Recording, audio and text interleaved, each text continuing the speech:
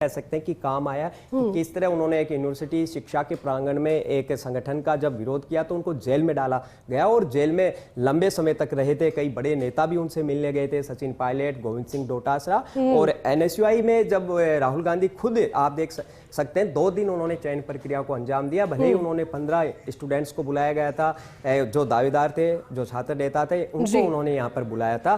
तो विनोद जाखड़ ने, जैसा कि मैंने बताया, आज से पहले कई दिग्गज नेता रहे, छात्र नेता से उन्होंने अपना लंबा सियासी कैरियर सफर किया, जिसमें रघु शर्मा, खुद अशोक गहलोत है, लेकिन उस पद तक वो भी नहीं पहुंच पाए। और ये बड़ी कह सकते हैं कि कांग्रेस के गलियारों से आज की बहुत बड़ी खबर है कि राजस्थान के एक कांग्रेस नेता ने, एक साधारण लड़के ने इतिहास रचा है कि उनको अब पूरे देश भर की कमान दी गई है। जो युवाओं के मुद्दे हैं, कॉलेज, इंस्टीट्यूट और जो यूनिवर्सिटी में आज जिस तरह की शिक्षा दी जा रही है, जैसा कांग्रेस पार्टी आरोप लगाती है, और कई तरह की सुविधाएं मिलती है। बाकायदा इसको जो इस संगठन का राष्ट्रीय दफ्तर है दिल्ली में, वहाँ ऑफिस मिलता है, रहने के लिए आवास मिलता है और बाकायदा गाड़ी, फ्यूल, फ्लाइट, यानी हर तरह का खर्चा यहाँ पर राष्ट्रीय अध्यक्ष को मिलता है। काफ़ी पावर होती है। तमाम जो प्रदेश अध्यक्ष हैं वो अब उनको सीधे रिपोर्ट करेंगे और नई जिम्मेदारी को, इतना ही नहीं, जब कांग्रेस वर्किंग कमेटी बैठक होगी या जो अन्य तमाम बैठकें होंगी, यानी उन बड़े नेताओं के, राहुल गांधी, मल्लिकार्जुन खड़गे, वेणुगोपाल के बराबर अब विनोद जाखड़ यहाँ पर बैठेंगे।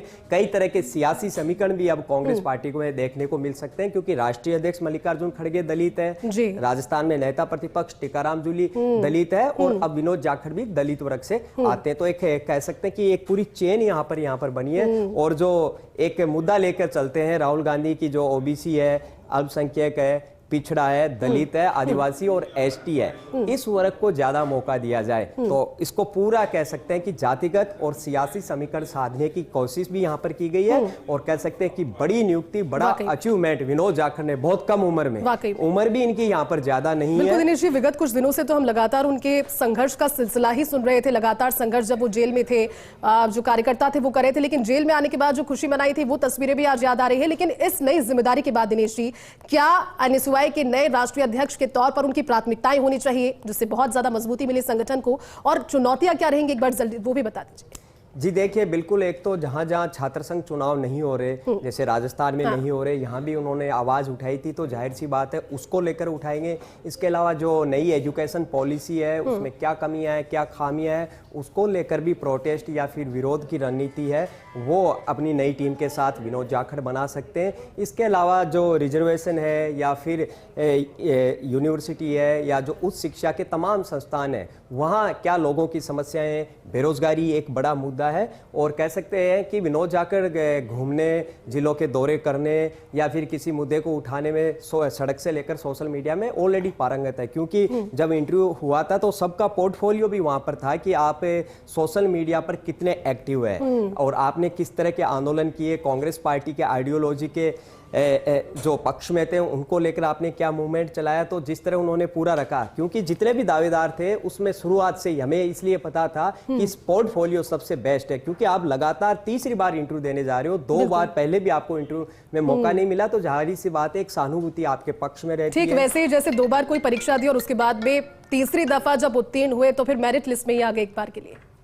जी बिल्कुल। और उसके अलावा उनकी जो दलित नेता है कि कांग्रेस पार्टी में, जैसे उदित राज है, के राजू है, मल्लिकार्जुन खड़गे है, तो पिछले 2-3 दिन में लगातार वो इन नेताओं से भी कांटेक्ट थे। और जो कांग्रेस पार्टी की दलित लॉबी है वो भी उनकी मजबूती से पैरवी यहाँ पर कर रही थी। और उसके बाद राहुल गांधी ने मन बनाया कि ये दलित वर्ग कोटे में जो राष्ट्रीय अध्यक्ष है हमें बनाना है। हालांकि इस आधार पर कह नहीं सकते कि विनोद जाखड़ को मौका मिला है, क्योंकि वो एक्टिव भी थे, काफी उनकी खूबियां भी थी, जैसे कि उन्होंने कभी छात्रवृत्ति को लेकर चलाया, साइकिल उन्होंने बाड़मेर से लेकर जयपुर तक एक साइकिल यात्रा भी निकाली थी। और हाल ही में ड्रग्स के खिलाफ जो पंजाब से, हरियाणा से सटे जिले हैं, श्री गंगानगर और हनुमानगढ़, यहाँ पर भी एक यात्रा उन्होंने निकाली थी। तो लगातार स्टूडेंट्स के मुद्दों को लेकर वो अपनी आवाज उठा रहे थे, और उनकी ये आवाज, उनका ये दर्द और उनका ये जातिगत समीकरण है वो उनके पक्ष में गया। और राहुल गांधी ने खुद अपने स्तर पर चयन किया। हालांकि उन्होंने कन्हैया कुमार है उनको फ्री हैंड दे रखा है, क्योंकि कन्हैया कुमार